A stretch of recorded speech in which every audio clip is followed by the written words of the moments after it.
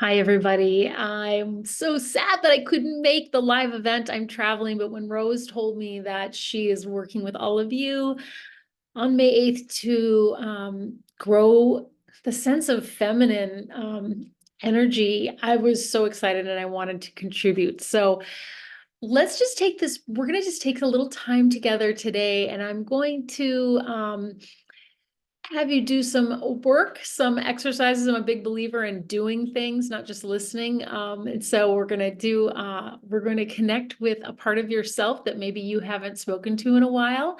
And we're also going to do a little bit of drawing. Now, you don't have to be an artist, but you'll just need a piece of paper and some, like a pen or a pencil. Either one will work great. And my intention with this time with you is to help you reconnect with that sense of magic within yourself, and also connect or reconnect with a part of you that knows that you are an infinite creator. You are filled with divine feminine energy. You have the capacity to manifest. And of course, Mother Earth is the greatest manifester there is. If you look at her, you can see what you are capable of. Those blossoms, those flowers that are coming out this time of year is such a beautiful time. So welcome. My name is Sarah Seidelman. I'm a physician turned shamanic healer, and I'm also an artist, and I love to help people grow their connection with their own spirit of creativity. So I'm excited you're here. Um, let's begin with just a brief grounding meditation, because we may have been coming from somewhere busy in our mind. So let's just if you feels comfortable to take a moment to close your eyes and take a deep breath in. But if you need to sigh or groan, that's all the better. And then just inviting you to bring your attention to your third eye, that space between your eyebrows, and then breathe into that space. And then let's bring our attention to our bellies. And maybe even put a hand on your belly if that feels good. Your upper, middle, and lower belly, let's just encompass that whole belly in our awareness.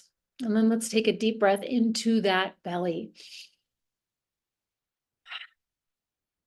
And then let's finish off by taking a deep breath into our heart. And if you want to move your hand to your heart, all the better. And then release that. And now just inviting you to open your eyes, to be present now with me. Just inviting you to take that pen out, and we're going to write a brief letter. And this letter is going to be a letter that is written to you from your enchantment. You might be thinking, my enchantment? I don't even know what that is. Don't worry, this letter writing can work anyway. Liz Gilbert introduced me the idea of how powerful it is to be connected to our enchantment, and why, well, we all know why we've gotten so disconnected from it with the busyness and the patriarchy and this hustle culture that we've kind of been raised in or steeped in. So we're going to take a moment. I think I'm going to set the timer for 4 minutes. And you're going to write a letter, and here's how it's going to start. Dear, and you can insert your name. So in my case, it would be Dear Sarah. And you can write this prompt down, please. I am your enchantment. And here is what I want you to know. And here are some of the things I'd like to see us doing more. So, dear, fill in your name. I am your enchantment. And here's what I'd like you to know. And here are some of the things I'd like to see us doing more of together. I'll read it one more time. Dear, fill in your name. I am your enchantment, and here's what I would like you to know. And here are some of the things I'd like to see us doing more of. And I'm just going to set a timer for 4 minutes, and just write whatever comes up from your enchantment. Here we go.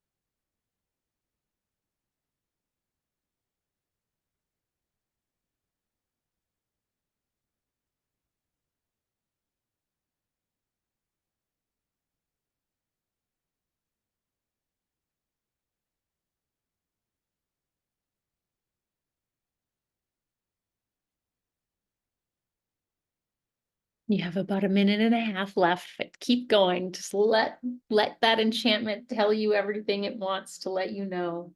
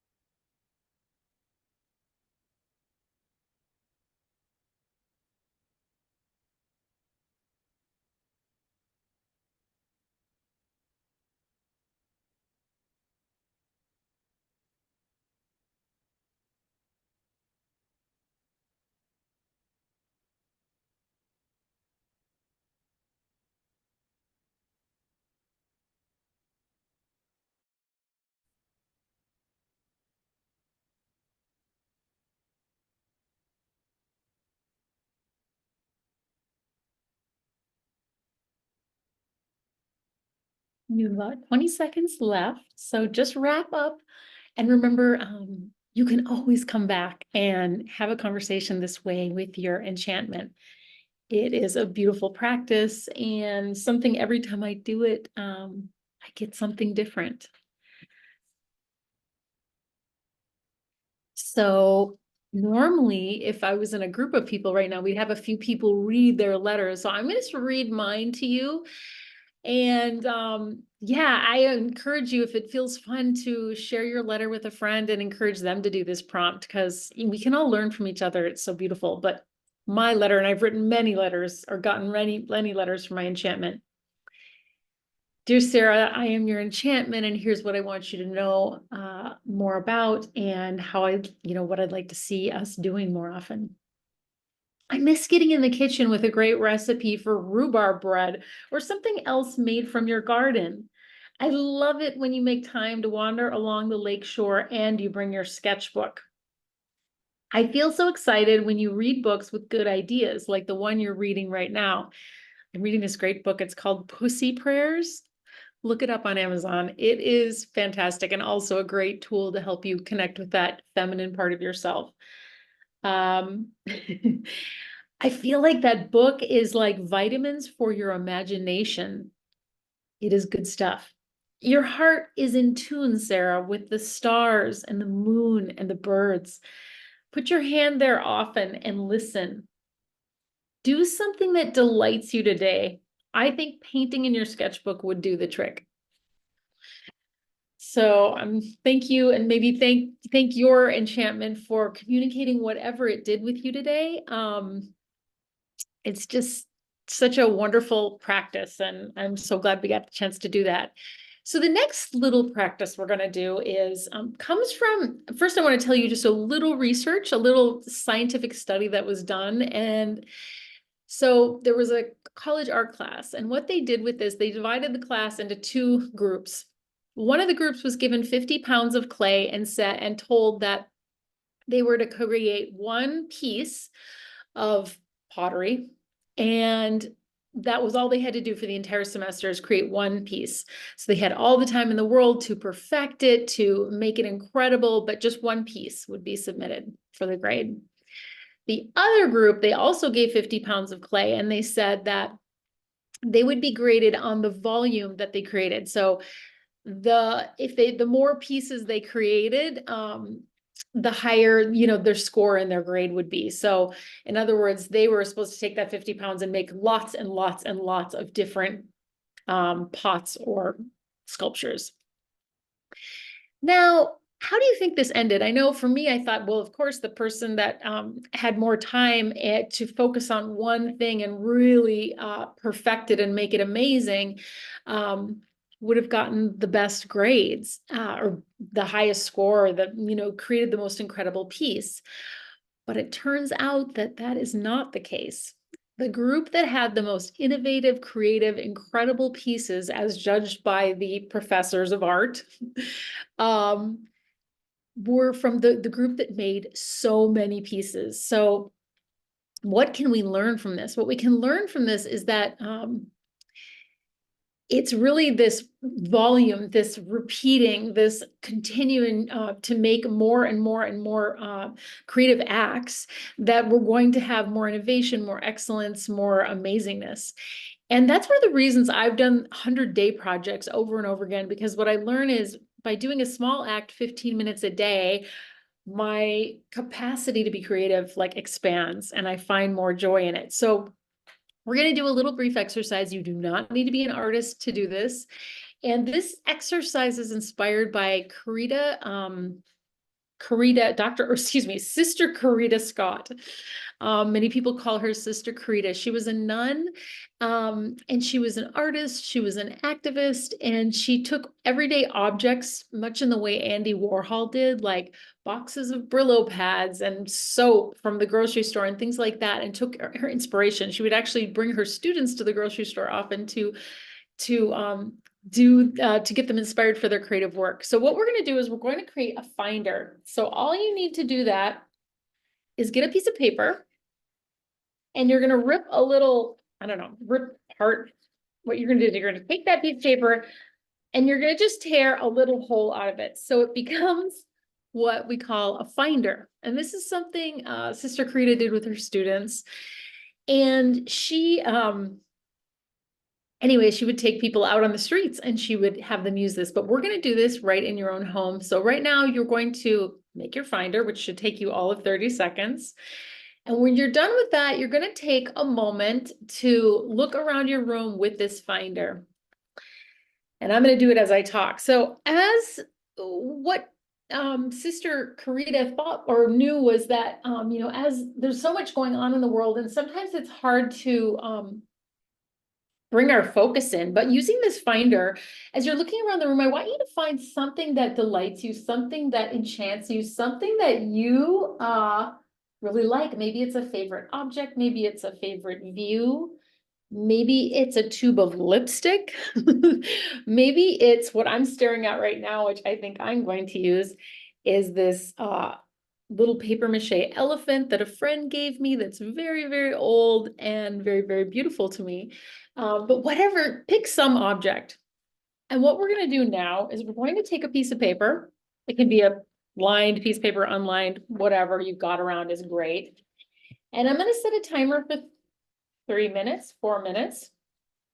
And we're just going to draw to the best of our ability that object that you've selected using your finder. And you're going to draw that object over and over.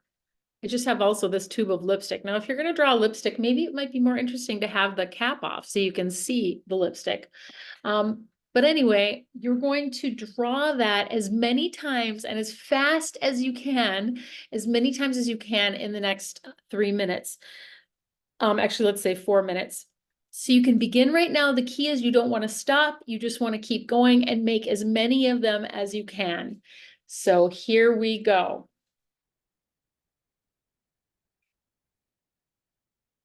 And don't let your inner critic stop you. Just tell your inner critic to go away for a while,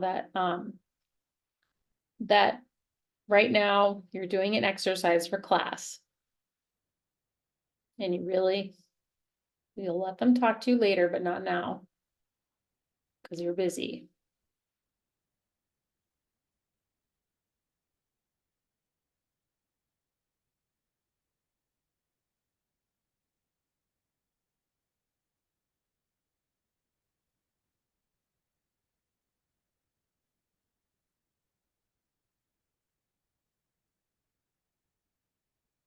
And work as fast as you can. Don't stop to think about the quality of how it's going. Just keep going.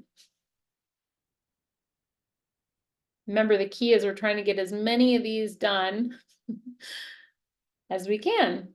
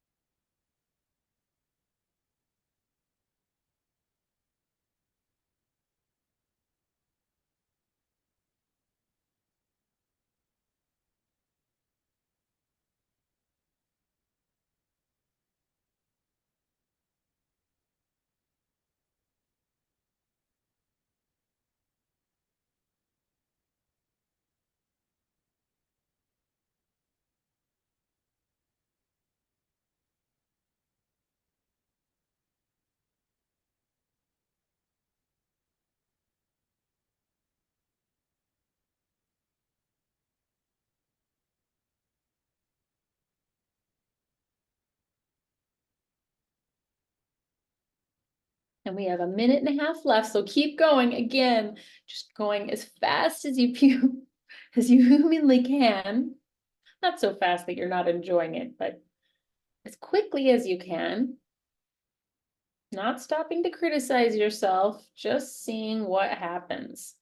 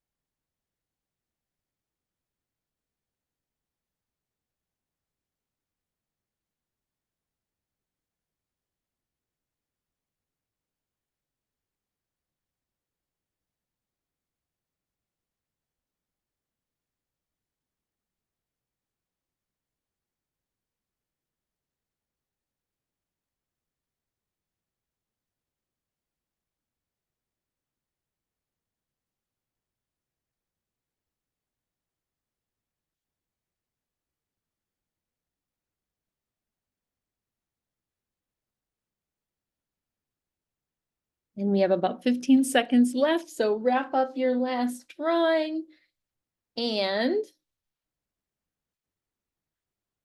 we will be done. Just adding some little details to mine. Okay, so we're ready to stop. So again, normally if we were working in a group, I would just invite everybody to share what they've got. Again, here's what I was sketching. And here's what I got. That was a pretty hard thing to draw. It wasn't very simple, so it took a lot of doing. And as you can see, my drawings are far from perfect. But just looking at your own drawings, like what did you notice as you were drawing? Like what did you notice? For me, I noticed the more I drew it, the more I realized I was getting the proportion of the trunk and the legs wrong. Like I was getting that relationship incorrect. I needed, so the more I repeated it, the more I realized, oh, the trunk is in front of the legs, not behind the legs. So I gained some skill in understanding the actual object that I was trying to create. And I'm wondering, what did you notice? Did your inner critic come up?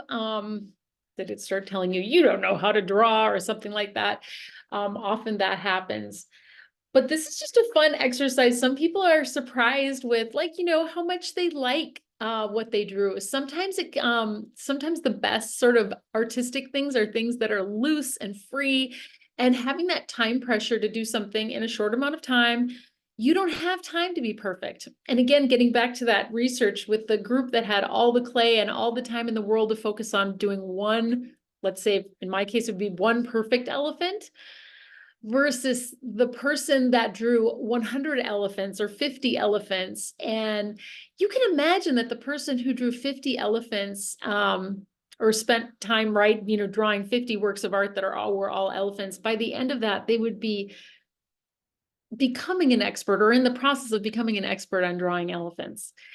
So anyway, I hope this has been fun for you and got you into a little bit of remembering and reconnecting with that which enchants you, and you've made that you fostered that connection between you and your own enchantment a little bit. And I hope that in the drawing process you had a little fun. I mean, you could do a little drawing every morning of something that you find with your Sister Corita finder, and that could be a really fun 100-day project. Right now, actually, it happens to be the time when the registration is open for my creative soul retrieval, which is a 100-day project. So if you're like, this is fun, I kind of want to learn more, I want to really cultivate a sense, a connection with my own creativity and my own soul, we'd love to have you join us, and I'll include information in the links below. But it's been delightful being with you, and I want to send you all the blessings towards this growth of this beauty inside yourself. And thank you so much for listening and for being here. And you can find me at followyourfeelgood.com. Followyourfeelgood.com. And again, my name is Sarah Seidelman, and thank you so much for inviting me here, and I'm wishing you all a beautiful day.